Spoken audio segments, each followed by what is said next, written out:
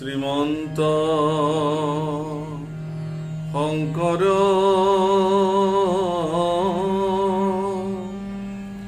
হৰি ভকতৰ জানা যেন কল্প তৰু তাহান্ত বিনাই নাহি নাহি নাহি আমাৰ পৰম গুৰু ৰাম আমাৰ পৰম গুৰু হে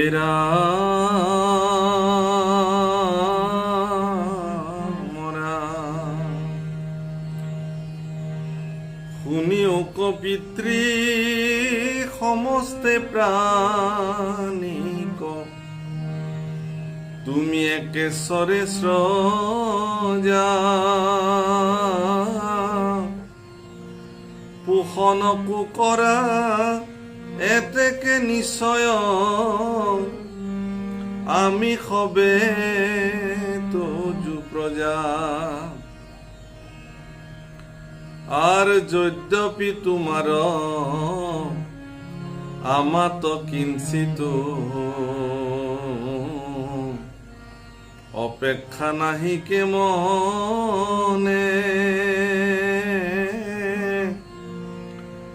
আর তথাপি পিতৃক সেবিবাক লাগে পুত্র ভইলে সর্বক্ষণ আর এতেকে আমার কুশলর অর্থে কহিও বিধি বিশেষ আর যে নমতে কর্মে তুজু সেৱা হই কৰিও তাক আদেশ। প্ৰণাম প্ৰভু কলাই সকল জয় জয়তে এই পৰম মংগলময় অনুষ্ঠানলৈ আপোনাক সবক স্বাগতম জনাইছোঁ, আদৰণি জনাইছোঁ।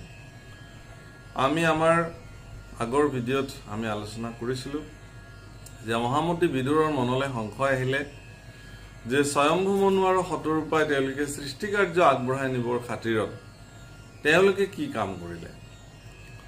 কিন্তু দেখা গ'ল যে মহামতী বিদুৰৰ এই সুন্দৰ প্ৰশ্নৰ উত্তৰ দিবৰ কাৰণে মৈত্ৰেয় দুগুণ উৎসাহী হ'ল, তেওঁৰ উৎসাহ দুগুণ বৃদ্ধি হোৱা দেখা গ'ল। কাৰণ কি যে আজি সমগ্ৰ শাস্ত্ৰসমূহত মানুহৰ প্ৰতি আশীৰ্বাদ কি কৰিছে? মনুৰ্ভাৱ। আচলতে এইটো আশীৰ্বাদ যে তুমি মানুহ হোৱা, মনুৰ্ভাৱ। অৰ্থাৎ এই যে স্বয়ম্ভু মনু আমাৰ মনুষ্যসকলৰ এওঁ প্ৰতিনিধি, প্ৰথমজন। তো গতিকে মনুই কি কৰিব এইটো অত্যন্ত জানিবলগীয়া কথা, বা তেওঁলোকে কি ধৰণে জীৱনৰ সমস্ত কৰ্ম তেওঁলোকে আৰম্ভ কৰিছে। তেওঁলোকৰ কৰ্ম কিন্তু নিৰ্ধাৰিত। মনু আৰু স্বয়ম্ভু মনু আৰু শতৰূপাৰ কৰ্ম নিৰ্ধাৰিত। ব্ৰহ্মাই কৈছে তোমালোকে এতিয়া সৃষ্টি কাৰ্য সম্পাদন কৰা। কিন্তু তথাপিও তেওঁলোকে ভগৱান কৃষ্ণক স্তুতি কৰিছে, আৰু যিটো স্তুতি কৰিছে সেই স্তুতিটো কিমান মন কৰিবলগীয়া অকণমান আপোনালোকে শুনিব। সেইটো আমি যেন কৰিছোঁ মনুষ্যসকলে, সেই স্তুতি আমি কিয় কৰিব নোৱাৰো চাব। শুনিওক পিতৃ সমস্তে প্ৰাণিত তুমিহে একেশ্বৰে স্ৰজা পোষণকো কৰা এতেকে নিশ্চয় আমি তজু সবে প্ৰজা। হে প্ৰভু, তুমি যিহেতু সমস্ত প্ৰাণীকে অকলেই সৃষ্টি কৰা আৰু সেইসকলক তুমি পালনো কৰা, আৰু সেইসকলৰ ভিতৰত আমিও চাব প্ৰাৰ্থনা মনুৰ হিচাপে নকৰি আপুনি নিজে কৰক, নিজে বুলি ভাবক। এতেকে আমিও তোমাৰ প্ৰজা। গতিকে যদিও তোমাৰ কিঞ্চিতো অপেক্ষা নাই যে তুমি বাট নোচোৱা আমি তোমাক পুত্ৰ হিচাপে তোমাৰ সেৱা কৰিব লাগে, পিতৃক আমি সেবিব লাগে, পুত্ৰৰ দায়িত্ব। কিন্তু আমাৰ সেৱা কাৰ্যৰ প্ৰতি ভগৱানৰ যদিও কিঞ্চিত অপেক্ষা তেওঁ নকৰি তেওঁ নিজৰ কাম তেওঁ নিজে কৰি গৈ থাকে, তথাপিও আমাৰো দায়িত্ব আছে যে আমি সন্তান হিচাপে ভগৱানৰ সেৱা কৰিব লাগে। কাৰণ যিগৰাকী পিতৃ ঈশ্বৰে আমাক সৃষ্টি কৰে, যিগৰাকী পিতৃ ঈশ্বৰে আমাক পালন কৰে, যাৰ কৃপাত আমিবিলাকে জীৱন নিৰ্বাহ কৰি সমস্ত প্ৰকৃতিগত তথ্যৰে বা প্ৰকৃতি প্ৰদত্ত বস্তুৰে আমিবিলাকে জীৱনবিলাক প্ৰচলিত কৰি ৰাখোঁ। গতিকে আমাৰ দায়িত্ব আছে, আমি ভগৱানক সেবিব লাগে, তেওঁৰ সেৱাত আমি নিজক প্ৰবৃত্ত হ'ব লাগে। এতেকে আমাৰো কুশলৰ অৰ্থে কহিও বিধি বিশেষ। গতিকে ভগৱানক সেৱা কৰাটো ভগৱানৰ কাৰণে কল্যাণকাৰী নহয়, আমাৰ নিজৰ কাৰণে কল্যাণকাৰী। গতিকে হে ভগৱান, তোমাক সেৱা কৰিবৰ কাৰণে তোমাৰ কিবা আজ্ঞা আছে নেকি? আমাৰ নিজৰ কুশলৰ কাৰণে তুমি আমাক সেই আজ্ঞা প্ৰেৰণ কৰা বা সেই আজ্ঞা আমাক প্ৰদান কৰা। গতিকে তেওঁলোকে এই বুলি ভগৱানৰ ওচৰত প্ৰাৰ্থনা কৰি কৈছে যে যেনমতে কৰ্মে তজু সেৱা হয় কৰিও তাক কোৱা দে। অৰ্থাৎ মোৰ জীৱনত সেই কৰ্ম সম্পাদন হওক। চাব কিমান গুৰুত্বপূৰ্ণ এই কথাবিলাক আমি জীৱনত মৰ্মে মৰ্মে উপলব্ধি কৰিব লাগে, আমাৰ ল'ৰা ছোৱালী সকলোৱে, যে মোৰ জীৱনত মোৰ দ্বাৰা এনেকুৱা কৰ্ম সম্পাদিত হওক যিবোৰ কৰ্ম ভগৱানৰ কৰ্ম সম্পাদন হয়। তেনেকুৱা কৰ্ম ভগৱান মোক তুমি আজ্ঞা কৰা, যাৰ দ্বাৰা তোমাৰ সেৱা সম্পাদন হয়। মই যদি এনেকুৱা কৰ্ম সম্পাদন কৰোঁ যিটো কৰ্ম সম্পাদনৰ দ্বাৰা ভগৱানৰ সেৱাটো দূৰৰ কথা জগতৰে অকল্যাণ হয়, তেতিয়াহ'লে সেয়া কৰ্ম বুলি নকয়। এনেকুৱা কৰ্ম মোৰ দ্বাৰা প্ৰভু তুমি কৰোৱা যাতে তুমি তোমাৰ সেৱাখিনিও তুমি মোৰ পৰা গ্ৰহণ কৰিব পাৰা, মানে মই তোমাৰ সেৱক হিচাপে নিৰ্ণীত হ'ব পাৰোঁ। হে ৰাম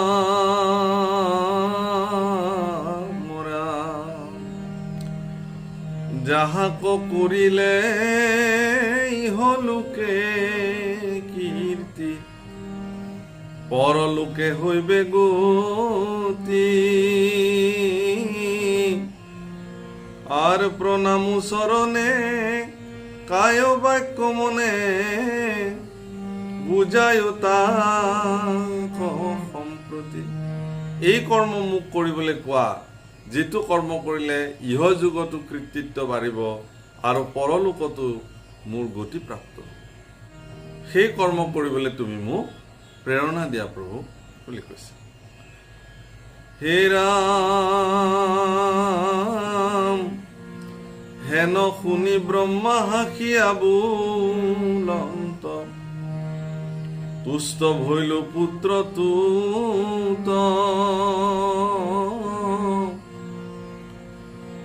আৰ জাতনি কপতে হৃদয়ৰ কথা আপুনি কহিলি মুত।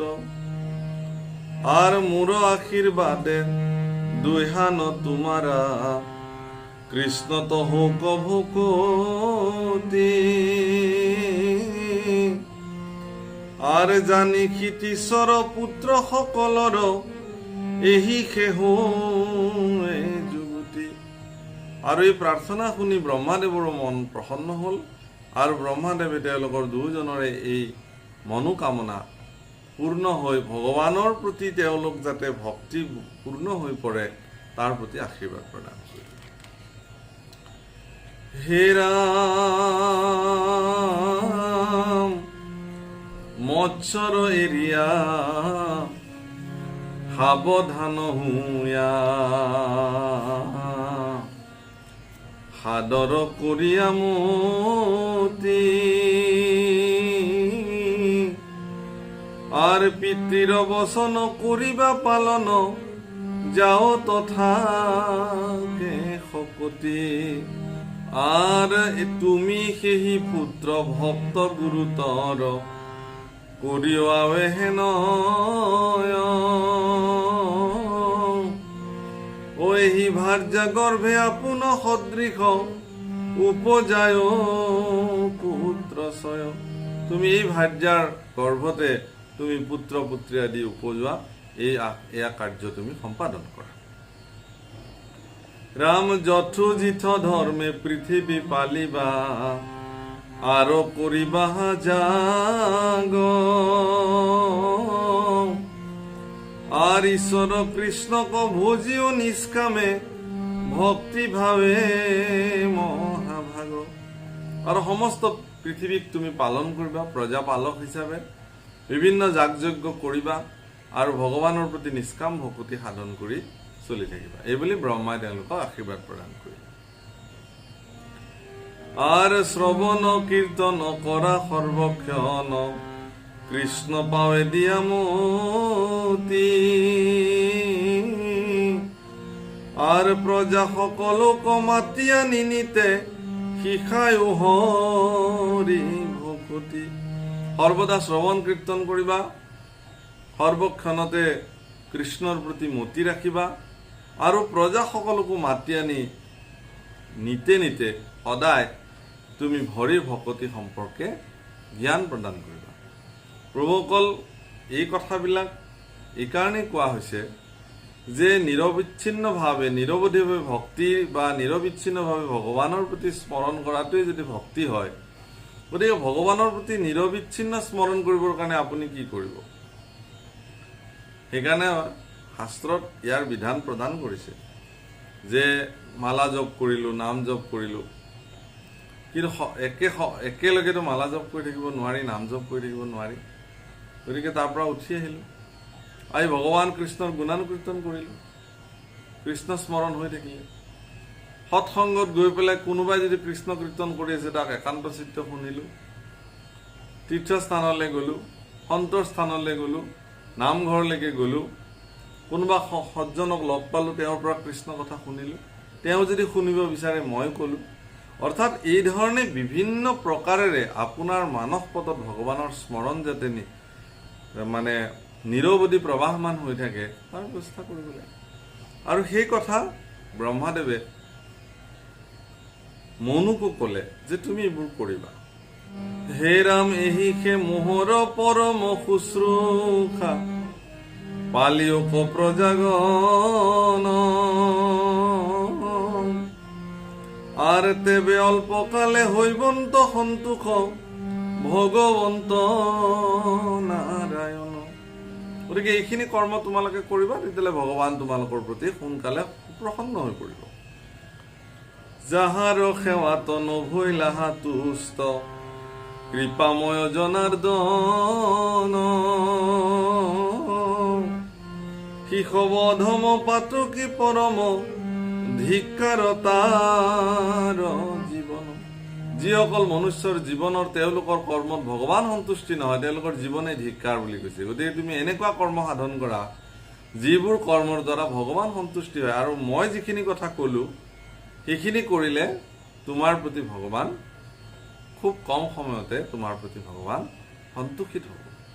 যদি কাৰোবাৰ মনুষ্য জীৱনত কাৰোবাৰ কৰ্মৰ দ্বাৰা ভগৱান সন্তুষ্টি নহ'ল, তেতিয়াহ'লে সেই জীৱনটোৱে ধিক জীৱন। তেনেকুৱা জীৱন ধাৰণ কৰি কোনো লাভ নাই। আর আত্মা ঈশ্বর কোন ভোজি পামর করে যত যত কর্ম সমস্তে বিফল নিমিলে কুশল কহিলু শাস্ত্রর মর্ম। এতেকে আমার কুলর দেবতা ভগবন্ত দয়াময় তান প্রীতি সাধি করিও ভকতি পালিও প্ৰজাশয়। তেওঁ আমাৰ কুল দেৱতা, মনুষ্য কুলৰ ভগৱান ঈশ্বৰ কৃষ্ণ। গতিকে তেওঁক নভজি বা তেওঁ সমস্তৰে আত্মাত বিৰাজমান, গতিকে আত্ম ঈশ্বৰ বুলি তেওঁক নভজি আমি কি কৰিম? জীৱনবিলাক এনে অনৰ্থক যাব। আর এহি বুলি ব্রহ্মা প্রেমে মুগ্ধ হুয়া রহিলা কৃষ্ণ কসমুরি। আর স্বয়ম্ভুব মনু পুষিলন্ত পুনু আনন্দে আদর করি। তোমার আদেশে প্রবর্তিব মই সৃষ্টি কর্মে বিদ্যমান। কিন্তু আমাহার প্রজা সমস্তর দিও আৱে প্ৰতিষ্ঠান। ঠিক আছে পিতৃ, তোমাৰ আজ্ঞা মৰ্মে মই প্ৰজা পালন কৰিম বা প্ৰজা সৃষ্টি কৰিম, কিন্তু এই প্ৰজাসকলৰ কাৰণে তুমি প্ৰতিষ্ঠান দিয়া, স্থান দিয়া, জাগা দিয়া, ক'ত ৰাখিম আমাৰ প্ৰজাবিলাক? এই বুলি স্বয়ম্ভু মনুৱে ব্ৰহ্মাক প্ৰশ্ন কৰিলে। আর এহি শুনি ব্রহ্মা দৃষ্টি দিয়া চাইলা, দেখে জলে আছে ভরি। পাছে চিরকাল চিন্তিবে লাগিল, মহামন দুঃখ করি। হরি হরি মহাপ্রমাদ মিলিল, কি ভইল কালর গতি। পূর্বে হব জল পান করি মই, স্রজিলুহু বসুমতি। কোনো অকালত বাঢ়ি ঘূৰ জল, তল গৈলা সমুদায়। আৱে কোনো মতে ভূমিক উদ্ধাৰো, ৰখা তলে আছে যায়। ইয়াৰ পিছত ব্ৰহ্মাই চকু মেলি চাই দেখে যে চৌপাশে কেৱল জল আৰু জল। ব্ৰহ্মাৰ হাহাকাৰ লাগি গ'ল। পূৰ্বে সমস্ত জল পান কৰি মই বসুমতী সৃষ্টি কৰিছিলোঁ, সেই বসুমতী পুনৰ জলত ৰসাতলত তল গৈ আছে। গতিকে এতিয়া বসুমতী কেনেকে ইয়াৰ পৰা উদ্ধাৰ কৰা যায়? আৰ আৱে আমি তাত কোন কৰ্ম কৰো, সৃষ্টি বা কিমতে হয়।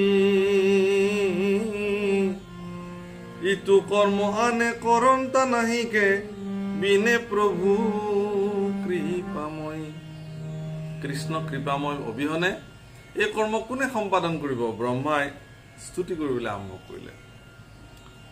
যিটো ঈশ্বৰৰ হৃদয়ত হন্তে, ভৈলো মই উৎপন্ন। সেই ভগৱন্তে পৃথিৱী উদ্ধাৰী, সাধুন্তক প্ৰয়োজন। আৰ অনাথৰ নাথ প্ৰভু ভগবন্ত, কৰিওক কিছু দৃষ্টি। আমি পুনৱাত নিমিত্তে সে মাত্ৰ, তোমাৰ হবে সৃষ্টি। ব্ৰহ্মাই আচল কথা তত্ত্বটো স্বয়ম্ভু মনুৰ আগত প্ৰকাশ কৰি দিলে যে মই যাৰ হৃদয়ত সৃষ্টি হৈছো, যিজনে মোক সৃষ্টি কৰিছে, তেওঁৰ বাহিৰেতো আৰু কোনো গতি নাই। মই নিমিত্ত মাত্ৰহে, ব্ৰহ্মা সৃষ্টিকৰ্তা মূল তেওঁ নিজেই। গতিকে তেওঁৱেই পৃথিৱী উদ্ধাৰ কৰি দিব লাগিব, বসুমতীক উদ্ধাৰ কৰিব লাগিব। তাত তুমি সৃষ্টি কাৰ্য সম্পাদন কৰিবা।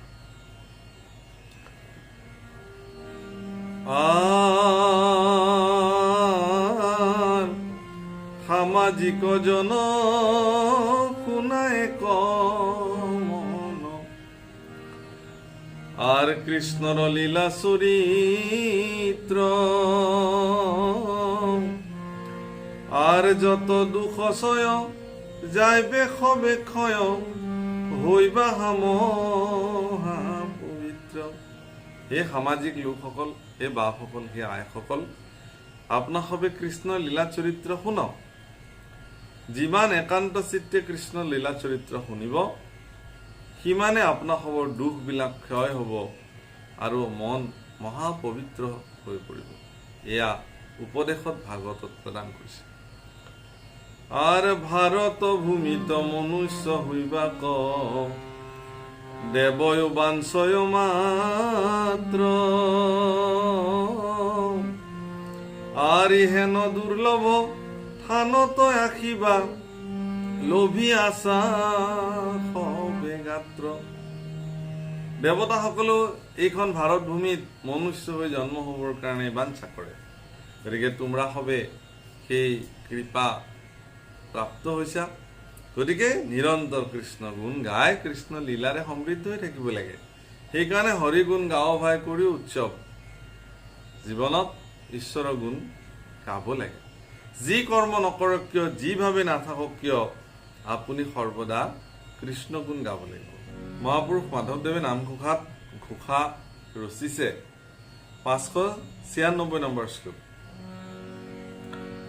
শুনিও সজ্জন শাস্ত্ৰ সাৰ,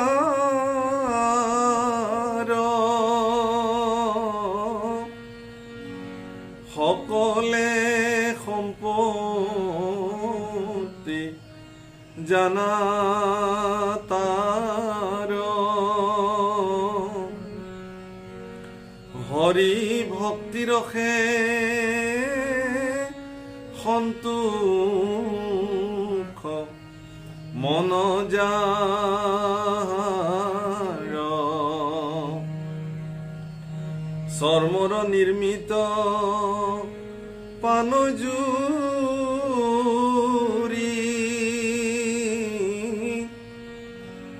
চৰণ ঢাকিল যিটো জনে যেন সবে ভূমি শৰ্মাবৃ তভৈল তাৰ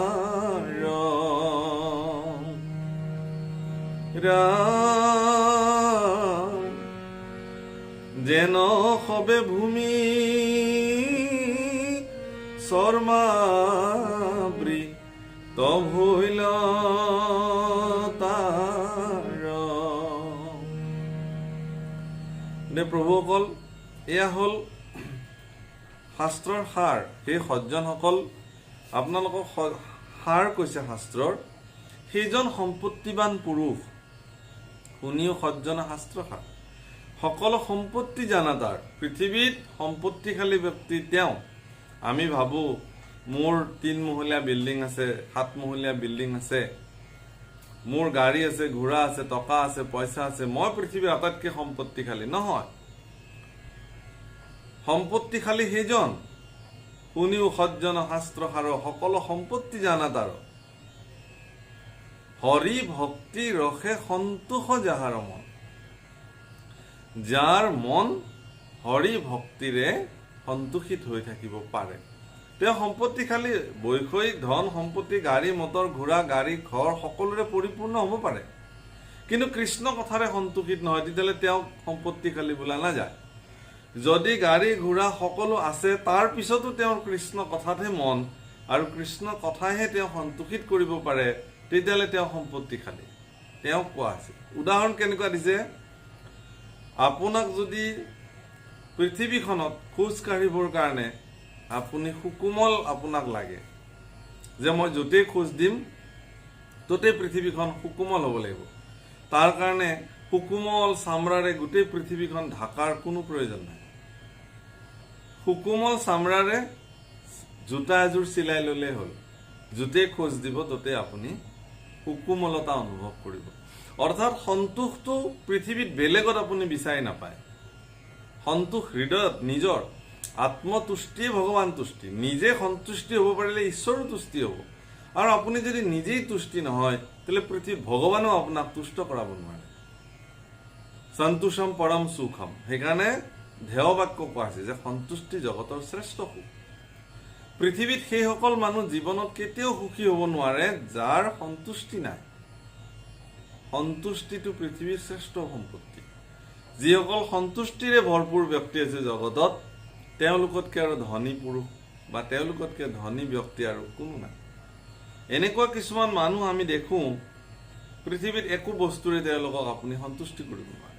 সকলোতে তেওঁলোকৰ আপত্তি আছে, এইটো এনেকুৱা নহ'ল। বিয়া এখন খাবলৈ গ'ল, তেওঁৰ আঞ্জা সোৱাদ নহ'ব, বা আঞ্জা ভাত সোৱাদ হ'লেও তেওঁ দৈ চিৰা খাব নোপোৱাৰ কাৰণে বেদনা আহিব।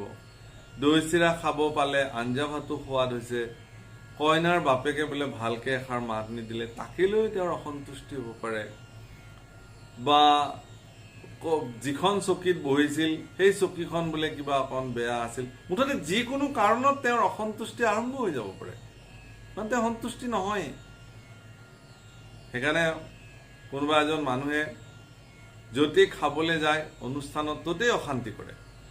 ইছ ৰাম, আজি দালিখন আৰু অলপমান উতল খাব লাগিছিল।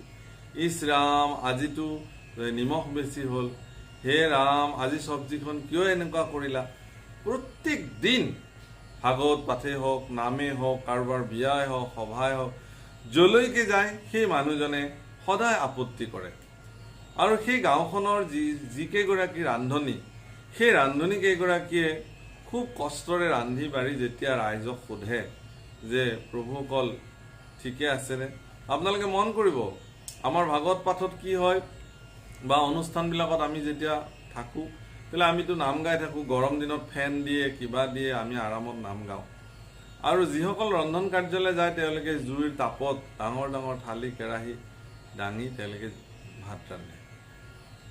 কিন্তু তেওঁলোকৰ এটাই মাত্ৰ তেওঁলোকৰ মানে ভকতৰ প্ৰতি প্ৰাৰ্থনা যে তেওঁলোকে বনোৱাখিনি ভকতে যেন খাই সন্তোষ পায়। আৰু সেইকাৰণে তেওঁলোকে যেতিয়া ভকতক বিতৰণ কৰে, বিতৰণৰ সেৱা লৈ উঠাৰ পিছত সুবিনয়ভাৱে আমাৰ ৰন্ধন কাৰ্যত ভাগ লোৱা বাপসকল আইসকলে সোধে যে প্ৰভুসকল ল'ব পৰা হৈছেনে, গ্ৰহণ কৰা বিধৰ হৈছেগৈনে। তেতিয়া ভকতসকলৰ এটা দায়িত্ব থাকে কি, যি হওক, নিমখ হওক বা নহওক, সিজক বা নিসিজক, ভকতসকলে একেমুখে ভগৱানৰ ওচৰত ক'ব লাগে যে বৰ অমৃত হৈছে বাপ, বৰ সুন্দৰ হৈছে। এই যে ভকতসকলে অমৃত হৈছে বুলি ক'লে, এই আপোনাসৱৰ শ্ৰীমুখৰ পৰা ওলোৱা এই অমৃত বোলা শব্দটো শুনাৰ লগে লগে তেওঁ যে এই 4 ঘণ্টা 5 ঘণ্টা 6 ঘণ্টা ধৰি জুইৰ তাপত তাপিত হৈ জুইৰ দাগ খাই তেওঁ যে অন্নখিনি তেওঁলোকে ৰান্ধি আছিলে, সেই গোটেই তাপখিনি আপোনাসৱৰ শ্ৰীমুখৰ পৰা ওলোৱা অমৃত হৈছে বাপ, এই শব্দটোৱে শীতল কৰি পেলায়। তাৰ মাজতে এই অসন্তুষ্টি বাপজনাই যেতিয়া কয় যে ৰাম আজি হেৰি নহ'ল, অমুক নহ'ল, এনেকুৱা এটা টেঙেতকৈ যেতিয়া এষাৰ শব্দ এটা আহিব সমাজৰ পৰা, বিৰক্তিকৰ শব্দ এটা, আজি বেয়া কৰিলে, দালিখন অমুক নহ'ল, আঞ্জাখন তমুক নহ'ল, তো এই শব্দটোৱে তেওঁলোকক আঘাত কৰে।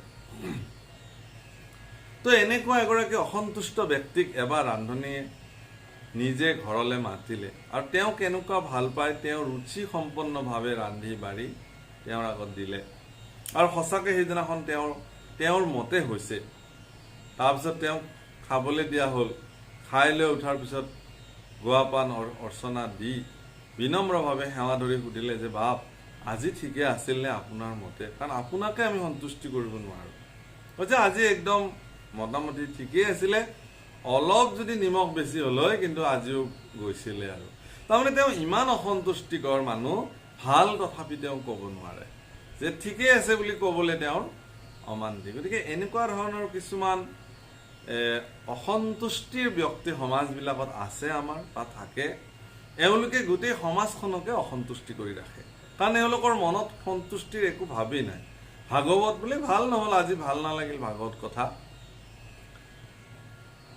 বা আজি নাম ভাল নহ'ল, তেওঁলোকৰ মতে সৰ্বদা অসন্তুষ্টি থাকে। সেইকাৰণে নামঘোষাত মাধৱ পুৰুষে কৈছে যে শুনিও সজ্জন শাস্ত্ৰসাৰ, সকলো সম্পত্তি জানা তাৰ, হৰি ভক্তি ৰখে সন্তোষ মন যাহাৰ, যাৰ ঈশ্বৰ কৃষ্ণৰ কথাৰে বিধৌত হৈ যাৰ মন পূৰ্ণাংগ সন্তুষ্টিৰে ভৰপূৰ হৈ আছে, তেওঁ জগতৰ সকলো কথাতে তেওঁ সন্তুষ্টি প্ৰাপ্ত হ'ব, কাৰণ তেওঁৰ মনেই সন্তুষ্টি হৈ আছে সকলোতে।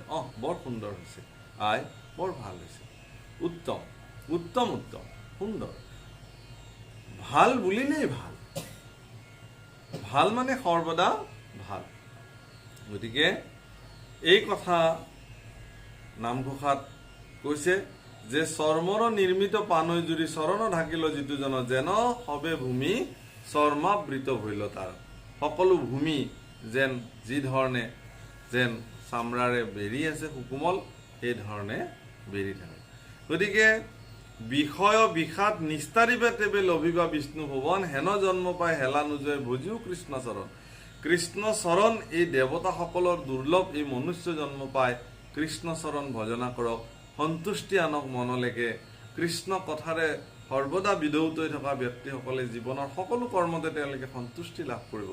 সন্তোষম পৰম সুখম, আৰু সুখ প্ৰাপ্তিৰ এক বিশেষ সূত্ৰ শাস্ত্ৰই প্ৰদান কৰিছে। আন পৰিহৰি সাধু সংগ কৰি মুখে লোৱা গুণ নাম, গোপাল চৰণ কহে সৰ্বক্ষণে ডাকি বলোৰাম। এই বুলি আজিৰ অনুষ্ঠান ইমানতে অন্ত পৰিছে। আজিৰ দিনটোত যিসকলৰ শুভদিন জন্মদিন পৰিছিলে আমালৈ জনাইছিলে, তেওঁলোকক শুভাশীষ প্ৰদান কৰা হ'ল। ঈশ্বৰৰ ওচৰত প্ৰাৰ্থনা কৰা হ'ল। আৰু আপোনাসৱৰ এই পবিত্ৰ ভাদ মাহত সমস্ত ভক্তসকলৰ সুন্দৰভাৱে আপোনালোকে কৃষ্ণ গুণকীৰ্তনেৰে জীৱনসমূহ আগুৱাই লৈ গৈ থাকক, সন্তুষ্টিৰে জীৱন ভৰপূৰ হওক, এই প্ৰাৰ্থনাৰে ইমানতে আজি বিৰাম দিয়া হ'ল। কৃষ্ণ।